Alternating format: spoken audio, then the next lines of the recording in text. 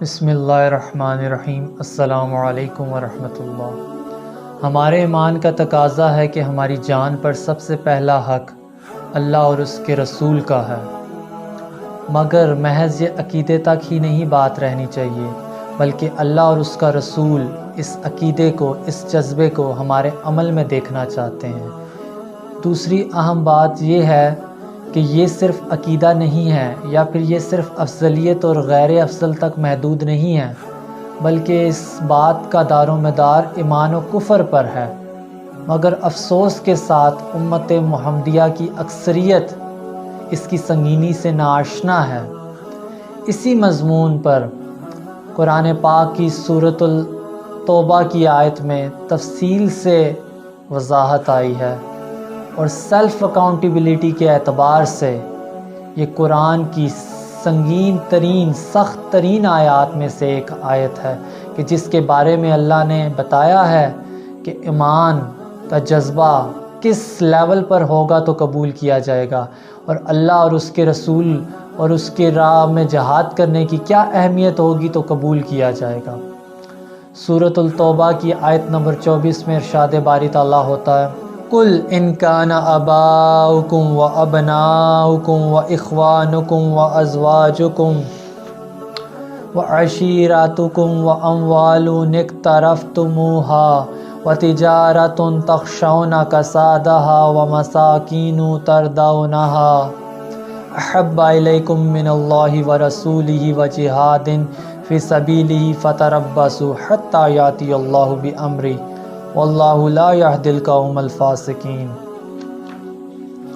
قل، اے نبی کہہ دیجئے، ان کانا اگر ہیں، آباؤکم تمہارے باپ، و ابناؤکم اور تمہارے بیٹے، و اخوانکم اور تمہارے بھائی، و ازواجکم اور تمہارے اسپاؤسز، شوہر کے لیے اس کی بیوی اور بیوی کے لیے اس کا شوہر، وعشیرتکم اور تمہارے رشتہ دار، واموال اقترفتموہا وتجارۃ تخشون کسادہا اور تمہارے وہ مال کہ جن سے تمہیں بڑی محبت ہے اور تم جمع کرتے ہو، اور تمہاری وہ تجارت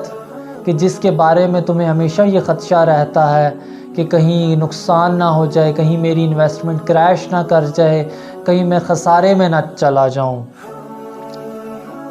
وَمَسَاكِنُ تَرْضَوْنَهَا اور تمہارے وہ گھر جو تمہیں بہت پسند ہیں اور تم ان کے لیے بڑی ہی مشقت اٹھاتے ہو کہ ہمارا گھر ایسا ہونا چاہیے، اس میں یہ ڈیکوریشن ہونی چاہیے، بالکل فرنشڈ ہونا چاہیے۔ ان 8 چیزوں کی محبت ایک پلڑے میں رکھو۔ احب الیکم من اللہ ورسولہ وجہاد فی سبیلہ، لیکن کہیں بھولے سے بھی اگر ان 8 چیزوں کی محبت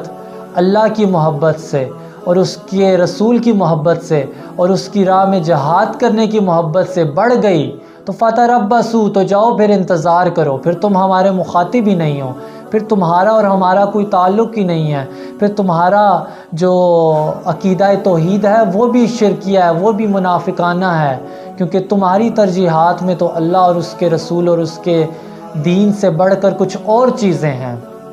حتیٰ یاتی اللہ بامری، یہاں تک کہ اللہ اپنا کوئی فیصلہ سنا دے، یعنی کہ تم سے امامت چھین لے اور ایک اور گروہ لے آئے کہ جو تم سے بڑھ کر اللہ اور اس کے رسول سے محبت کرنے والے ہیں اور اس کی راہ میں جہاد کرنے والے ہوں۔ واللہ لا یہدی القوم الفاسقین، اور اللہ ایسے فاسقوں کو، ایسے ناہنجاروں کو، ایسے بد عملوں کو، ایسے منافقانہ روش اختیار کرنے والوں کو زبردستی ہدایت نہیں دیتا۔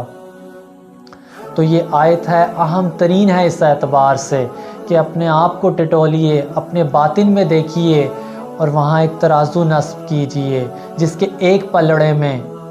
باپ کی محبت رکھیں، اپنے بیٹے کی محبت رکھیں، بھائی کی محبت رکھیں،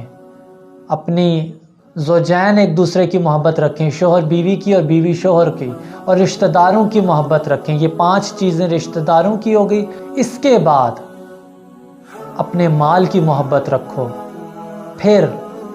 اپنی تجارت کی، اپنے کاروبار کی محبت رکھو، اس کے بعد اپنے گھروں کی محبت رکھو. یہ 8 چیزیں ایک پلڑا میں رکھو اور دوسرے پلڑے میں رکھو اللہ کی محبت، اس کے رسول کی محبت اور اس کی راہ میں جہاد کرنے کی محبت. لیکن اگر کہیں بھولے سے بھی یہ 8 چیزوں کی محبت ان 3 چیزوں سے بڑھ گئی، اللہ اور اس کے رسول اور اس کی راہ میں جہاد سے بڑھ گئی، تو پھر تمہارا اللہ سے کوئی لینا دینا نہیں ہے. فتربصوا، تو جاؤ انتظار کرو، گنتی کے دن گنو اور اس بڑے عذاب کا انتظار کرو، کیونکہ تمہارے دل میں تو کوئی ایمان نہیں ہے.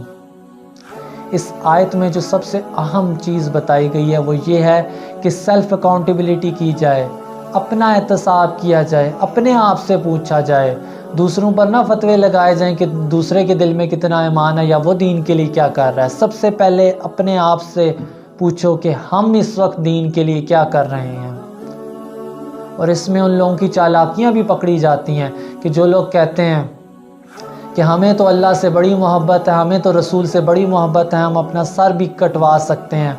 کیونکہ ان کا کوئی ناپنے کا کوئی آلہ نہیں ہے، کوئی انسٹرومنٹ نہیں ہے جس سے یہ ججمنٹ کی جا سکے کہ واقعی کوئی اللہ اور اس کے رسول سے محبت کرتا ہے. لیکن یہ جو تیسری بات ہے کہ اس کی راہ میں جہاد سے محبت، تو یہ تو کنکریٹ چیز ہے، یہ تو واضح ہو جاتی ہے، یہ تو سمجھ میں آتی ہے اور یہ نظر بھی آتی ہے کہ آیا ہماری ترجیحات میں اللہ کی راہ میں جہاد کرنا ہے یا نہیں ہے، دین حق کو قائم کرنا ہے یا نہیں ہے، دین حق کے قائم کرنے کے لیے راستے استوار کرنا ہے یا نہیں ہے. اگر یہ نہیں ہے تو محض ہمارا عقیدہ باطل ہے، شرکیہ، بلکہ شرک سے بھی بڑھ کر ہے. کیونکہ اگر کہیں اللہ اور اس کے رسول کی محبت کے برابر اور اللہ کا جو حق ہے اس کے برابر کسی اور کا بھی حق آ گیا تو وہ بھی شرک ہے. لیکن یہاں تو معاملہ ہے کہ محبت سے بڑھ گئی. اللہ نے یہ نہیں کہا کہ اپنے آپ کو ٹائم نہ دو، اپنی اولاد کو نہ دو، اپنے والدین کو نہ دو. اللہ نے کہا تمہاری جان کا بھی تم پر حق ہے. والدین کے ساتھ احسان کا رویہ اختیار کرو، اپنی اولاد کی اچھی پرورش کرو. زوجین کو کہا کہ ایک دوسرے کے حق کو پہچانو، رشتہ داروں کے ساتھ صلہ رحمی کرو. لیکن کہیں ان چیزوں کی محبت اور ان چیزوں کے لیے بھاگ دوڑ کرنا اللہ اور اس کے رسول اور اس کے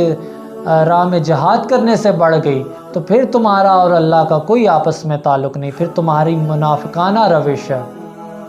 اور اللہ نے بھی کہہ دیا کہ پھر اللہ زبردستی ایسے لوگوں کو ہدایت نہیں دیکھتا جو خود ہی اپنے لیے ہدایت کا راستہ نہ چننا چاہیں. لہٰذا ابھی بھی وقت ہے کہ مجھ سمیت ہم سب کو اپنے آپ سے پوچھنا چاہیے اور سوال کرنا چاہیے اور اپنے عمل پر نظر دوڑانی چاہیے کہ ہمارے دن رات کے اشغال، ہمارے دن رات کے شغل، ہماری تمام تر محنتیں، ہماری تمام تر ترجیحات کیا آیا اللہ اور اس کے رسول کی رضا کے لیے اور اس کے دین کو قائم کرنے کے لیے جہاد کی صورت میں ہیں یا نہیں ہیں؟ اگر ہیں تو مبارک ہو کہ ہم اپنے ایمان کے دعوے میں سچے ہیں، اور اگر نہیں ہیں تو ازسر نو اپنے ایمان کی تجدید کی جائے اور اللہ اور اس کے رسول اور اس کی راہ میں جہاد کو افضل تر رکھا جائے. وما علینا الا البلاغ المبین وآخر دعوانا ان الحمد للہ رب العالمین. السلام علیکم ورحمۃ اللہ. دلیل کیا مجھ سے مانگتے ہو، نبی کی امت کا حال دیکھو. دلیل کیا مجھ سے مانگتے ہو، نبی کی امت کا حال دیکھو.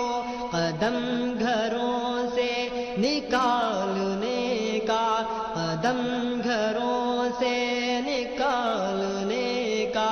جواب